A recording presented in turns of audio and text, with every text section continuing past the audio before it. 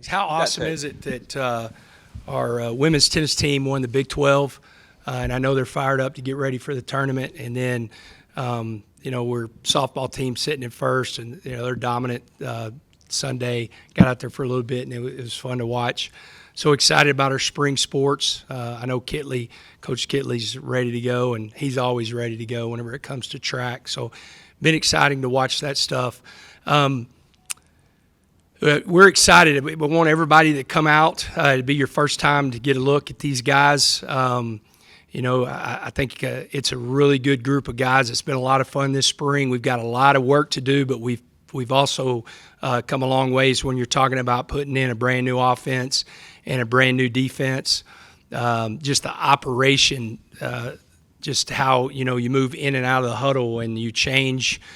You kind of take some of that for granted whenever you've been in a system for 3 years, and all of a sudden you change your system, and not just coaches but players too. You kind of take it for granted, but it's been good. Saturday will be a practice, a ton of situation work. We'll have a 2-minute drill. We'll have a couple of we'll have an end to half 2-minute drill with the ones. We'll have an end to half 2-minute drill with the twos. We'll come back. We'll do an end of game 2-minute drill with the ones and twos. We'll do our red zone lockout. So that's what we'll end the spring game with. We'll do some third down work. Working into fourth down. That's what we just got through doing. Our last period was magic number periods, what we call it. So, it's 3rd and 12. If we can get to 4th and 5, then we're going to go for it. So we'll have that situation with the ones and twos. And then we'll do some 7-on-7 and some 1-on-1, because I think pass rush, I think it'd be good for our crowd, our fans, to be able to see some of the new guys, see, Howard Sampson, going on where you can really point out Howard Sampson's going against Romella Height in some 1-on-1 situations, pass rush. So it'd go for probably about 90 minutes. I think it's going to be good. One reason we're doing that is we need a lot of the situation work. I know we've got a long time in camp to get that, but everybody being new, with a lot of new players and coaches, we got to keep getting better at those situations. And then I can control a little bit more. We're a little banged up. Nobody that won't be back for summer one receiver-wise, but we're a little banged up with CD, Coy, and Reggie. And so doing it this way, we can control a little bit more than it being a live scrimmage. And then sometimes, I felt like last year we got a little bit more out of the spring game, and maybe the first 2 years it was, kind of bland, and you're not really a lot of situations, and so I think we control it that way. So excited. Please come out. It's going to be a lot of fun. Our guys have worked their tails off, telling them a lot of ways. One of the best springs I've been a part of, as far as just them being pros and really taking advantage of a lot of practices and a lot of good reps. All right. If y'all try to keep it at 2 weeks so we can get to everybody. Coach, you mentioned some of the projected starting receivers out. Who are some of the young guys taking advantage of the reps, and who's really stood out to you? Yeah, Kelby Vaslin and TJ West are playing. TJ's playing outside. Kelby is playing inside and outside. They've done a great job. Price Morgan, who's not a young guy, but he's a kid that didn't get a lot of playing time last year. He's had a really good spring, and he's played inside and outside. And then the two local guys. I mean, it's been fun to see Leighton Stone and Michael Deaver. Leighton, probably I know he thought it was going to be a touchdown. And after the scrimmage on Saturday, he goes, yeah, these college safeties are a little bit different than high school safeties I played against. He was shocked that, Peyton Morgan was able to get to the ball that he got to. And so those guys, it's been good. And then our tight ends, we were really lucky to have some big-time tight ends, and TC, Carter and John Carlos Miller have had great springs. And then, of course, y'all brought in a lot of transfers to the defensive front, but who are some of the how does some of the returning guys, Data Ray, Dylan Spencer, Eddie Smith, Duda, how do they fit into the rotation? Yeah, it's been – I was actually talking Cody Campbell is out here at practice today, and I was actually talking to him. It's really fun whenever you bring in guys that are playing at such a high level like Romello and like Lee Hunter and Skyler and AJ. All of a sudden, those guys that are playing right there with them in the same room, they up their level. So, like, Jaden Cofield looks like a different guy. You know, just him being with Lee Hunter every single day has been awesome. Braylon Rigsby and Amir Washington being around Skyler, I think that's up their game. You know, and then on the edge, the one guy that's really, especially the last 2 weeks, that have shown flashes that's been really fun is Chetta. And I think it's because he sees Romello, and now David Bailey has practiced with us for 4 practices, seeing them. He has a skill set like that. He's just so young. He's young to football, and then he's just a young guy. And so seeing them, he's really picked it up. And so I think all those guys have really elevated where they're at, you know. And, you know, Joseph has got to do individual. We won't let him go with anything on Saturday, but he's got to do individual, feels great. And Duda is really close to being fully back. And so those guys, I think, will only keep getting better being around those old guys. Coach, who are the unsung heroes from both offense and defense so far this spring? I'll start with B.J. Jordan. Man, we in our third down play, fourth down, he almost had an interception. Him and really I'm going to talk about both of these guys. John Curry and B.J. Jordan have had phenomenal springs, and so they both break on the ball, and they ended up running at each other as they're both trying to catch the ball. And I turned to James Blanchard and said, you know, quietly, B.J. Jordan's had one of the best springs out of anybody.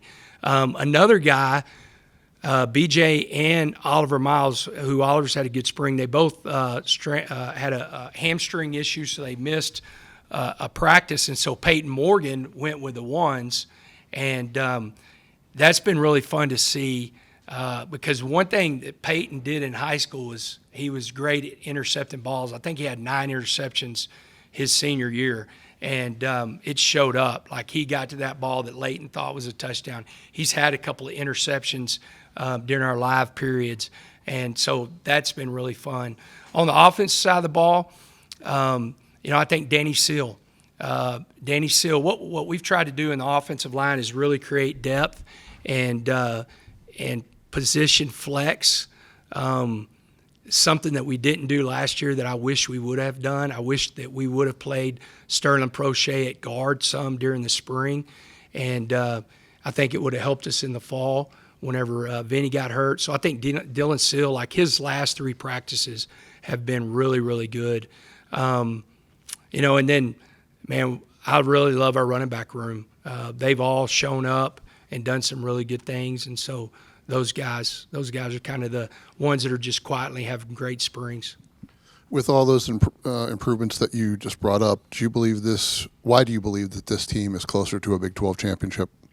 Well, you know, I think, one, talent makes you a better coach. You know, I think we've upgraded our roster in a couple of ways. I think, one, whenever you start getting your guys that are in year 3, you know, Sherry's now in year 4, Ben Roberts is now in year 4, Coy Aiken's now in year 4, and then when you start talking about the other guys that are in year 3 that you recruited, you expect them because now they've been in a weight room, a college weight room for that long. And then, you know, we brought in some really talented guys. When you look at Howard Sampson and Romello, and you know, you look at Joyner and you just Carter, and I mean, I can go on, Skyler and David Bailey, and then you look in the secondary, Bryce Pollock and Amir Boyd, who's had a really, really good spring. Another guy that quietly has had a good spring. You know, you bring in that kind of talent, it's a lot of fun to coach, and then it raises everybody around them. You know, it really does. It raises everybody around them, and it's going to make us a better football team. Joe, you mentioned it just now, I guess, about trying to build position flex in the offensive line and moving guys around. I think it's been talked about a lot by Coach Clay also. I guess what combinations do you feel like you've had the most success with in the spring as far as lineups going from left to right? Yeah, Saturday I was really impressed on the left side with Howard Sampson and Danny Seal at left tackle and left guard. Sheridan Wilson has made huge strides. So last year he played center, but we didn't really like playing him at guard. When Davion Carter's at center, he plays left guard. So I've been really excited about that. I think Davion understands even more, being a year older, that he needs to be able to play center. And so I think that's helped. And then, on the right side, we've kind of mixed in, Davion's kind of been that staple at right guard, but we'll put Will Jadis at right guard or left guard, but Will Jadis at right guard, and you've got Jacob Ponton at right tackle. And so those kind of combinations have been really good. The guys that went out first on Saturday in the scrimmage, it was Howard, Danny, Sheridan, DC, and Jacob Ponton. But you go the next series, and I think it was Howard, Will Jadis at left guard, DC at center, and then Danny at right guard, and Ponton at right tackle. Today was the first day that Hunter Zambrano was a full go, and he did a good job. He was a little winded.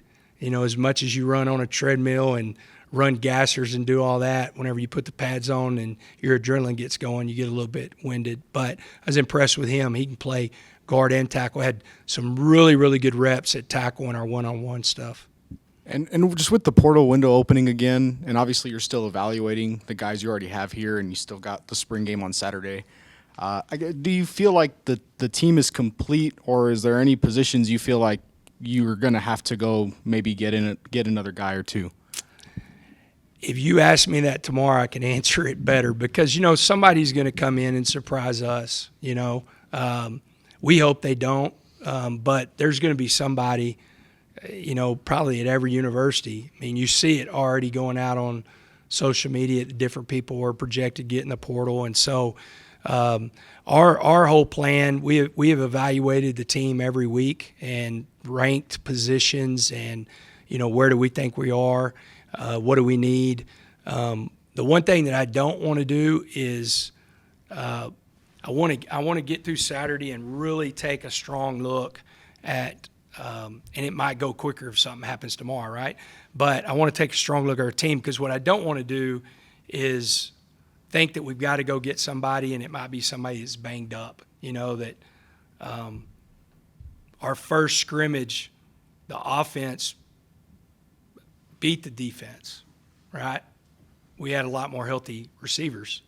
The second scrimmage, the defense really dominated the offense, and now we're a little banged up. And so I don't want to think that we have to go do anything, but we'll really evaluate and see, like, our whole plan is one, we hope we don't lose anybody, but if we do, how old is that person that we lost? Do we have to replace that in kind of that class? Do we have to find somebody that is in that spot? And then is there one position or one player out there that could really push us to where we think we can contend and play with anybody, and that's what we'll evaluate. This might be more for after Saturday, but this is the first spring game being held in the Jones in a while. You tried to go to Midland last year, wound up on the indoor.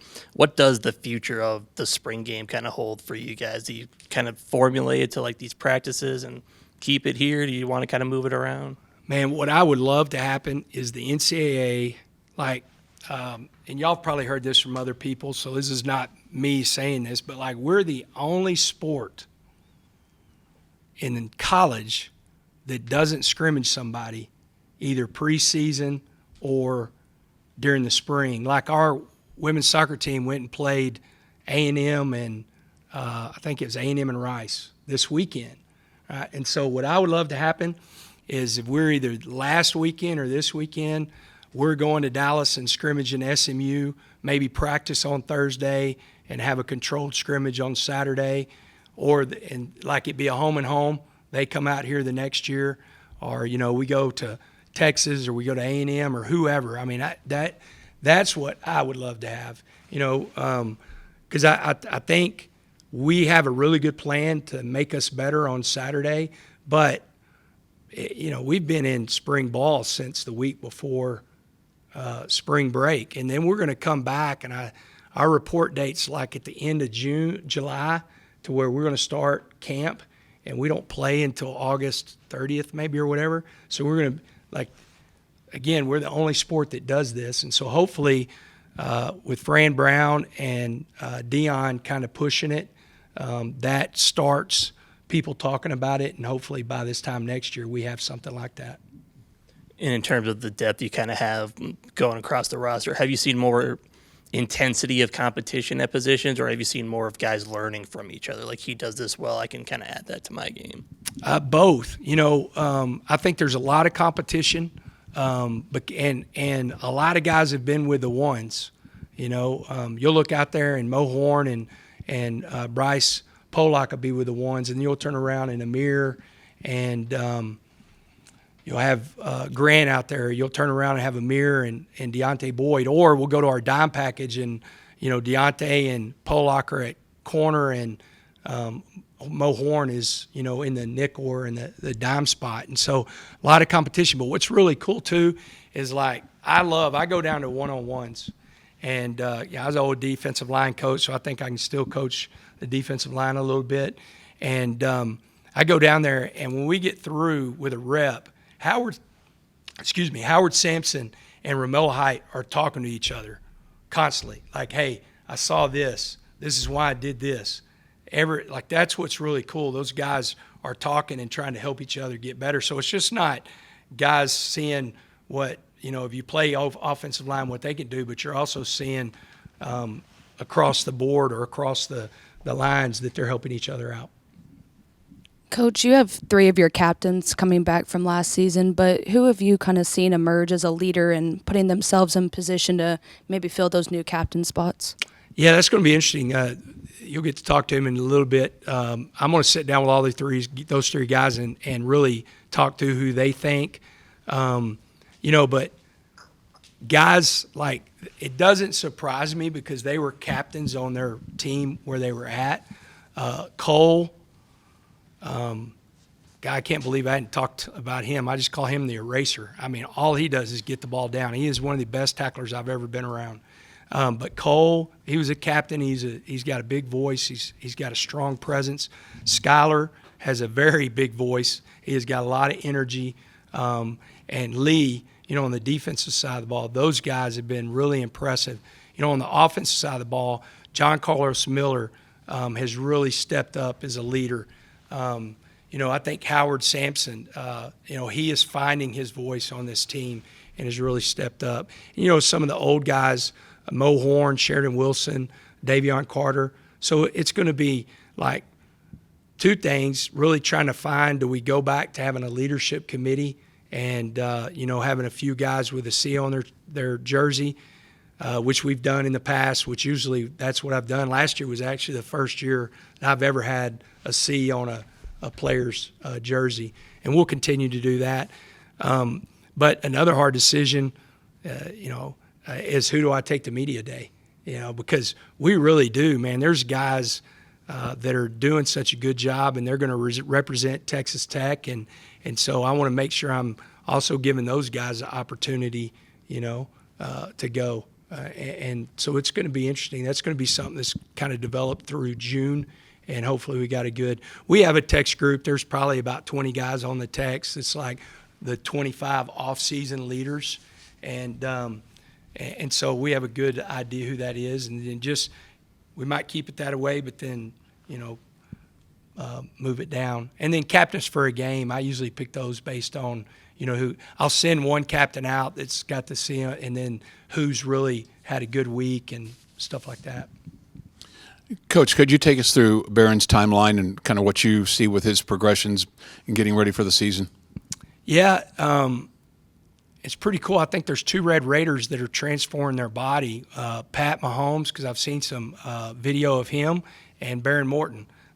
They both had dad bods, and he's starting to really change a lot. He'll tell you, man, we were talking yesterday, and he was like, just the way I've changed my eating habits and stuff, and he's going to, be able to talk about it. And then we start throwing the football next week.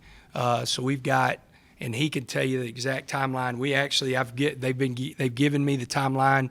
We know what we're doing, and we're talking through it tomorrow. But like today, he went through his medicine ball throws, and he said yesterday to me he hadn't felt this good since he was in high school.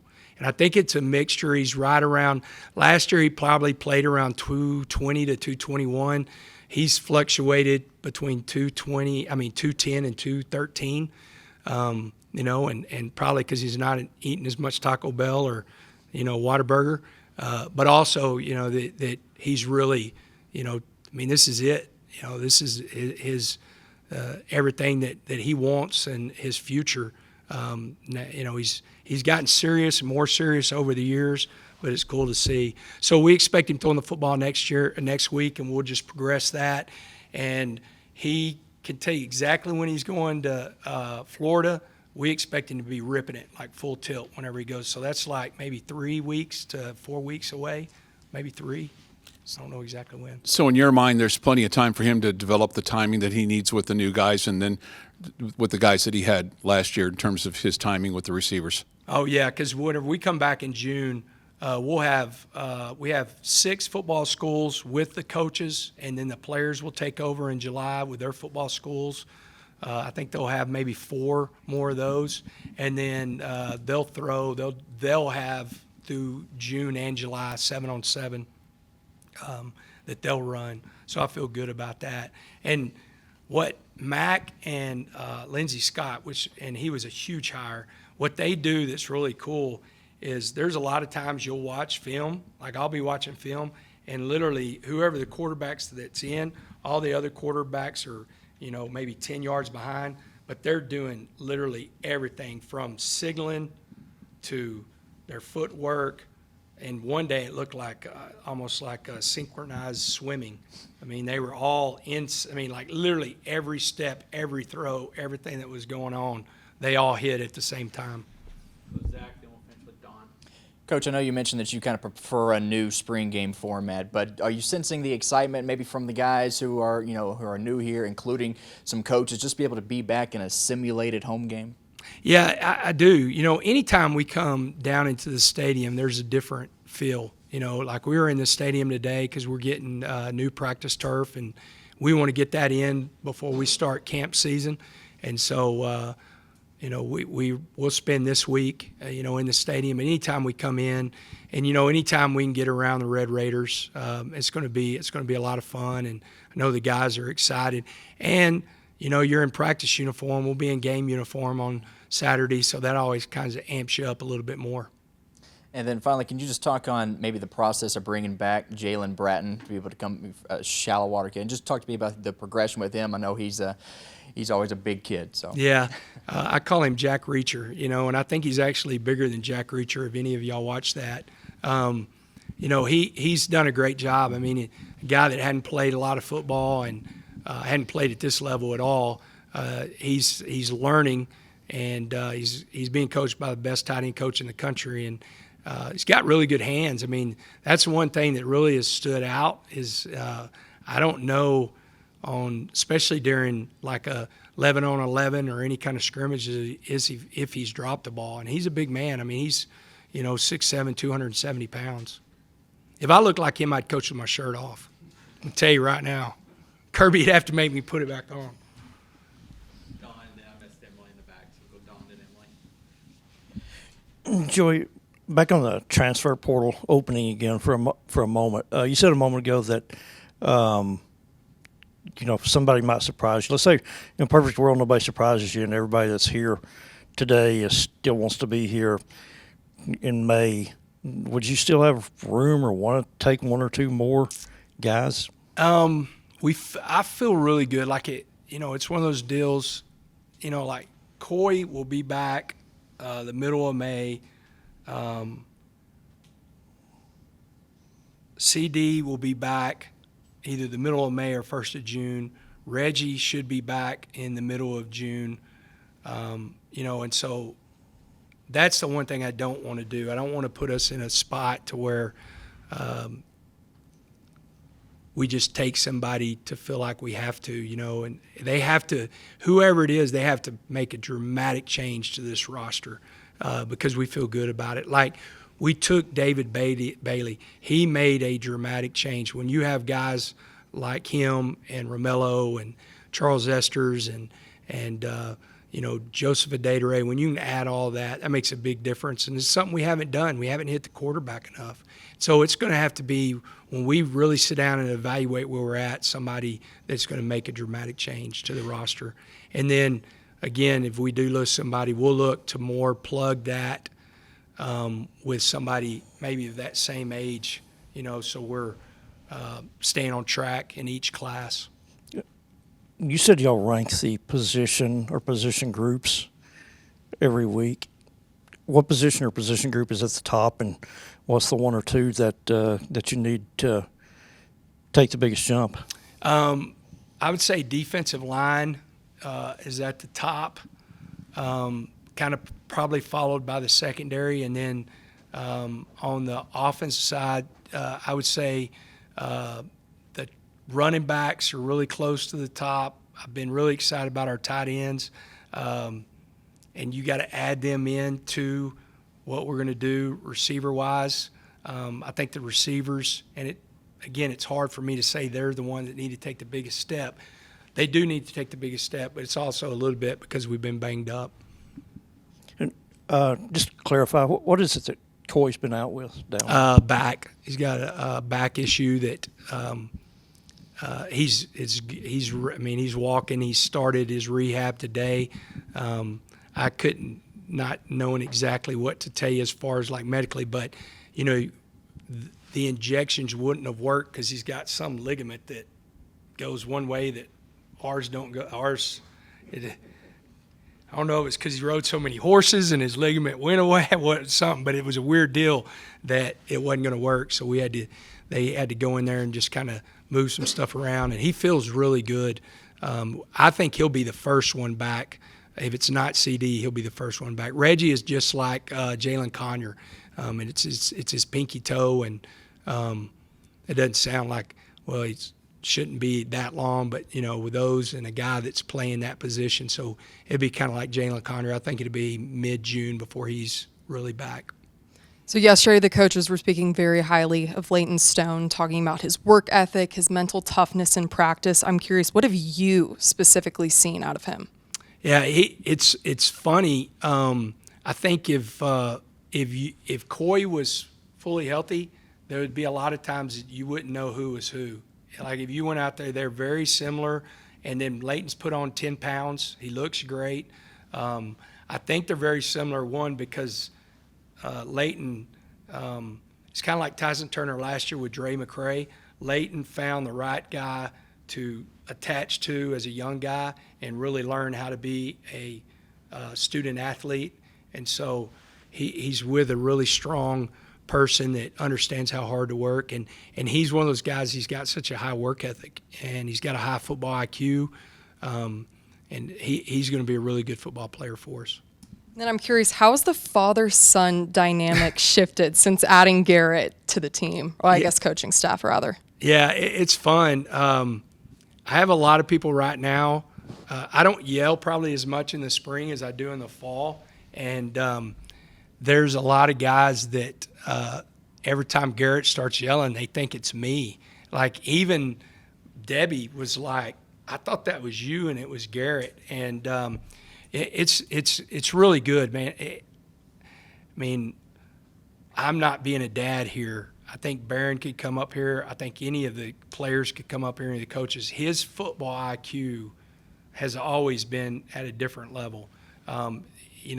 He's one of those guys. I'm kind of like that, but like we don't have hobbies.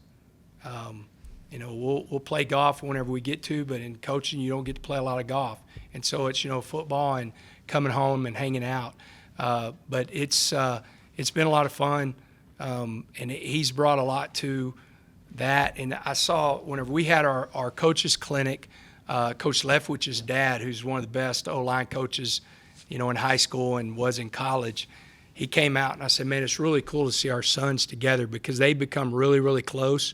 And they're football junkies, and they're a lot alike, and just how they have kind of picked each other's brain. Garrett's also like, I think he may have every play that's ever been run in football on his computer. And so, like, he can pull it, like, whenever they're saying, hey, this is going in, he can tell you, he can go pull how Jerry Rice ran that route, and put tape together for players to come in and watch it. Like, this is exactly how it's supposed to look. And so it's been good to see him and Mac work together.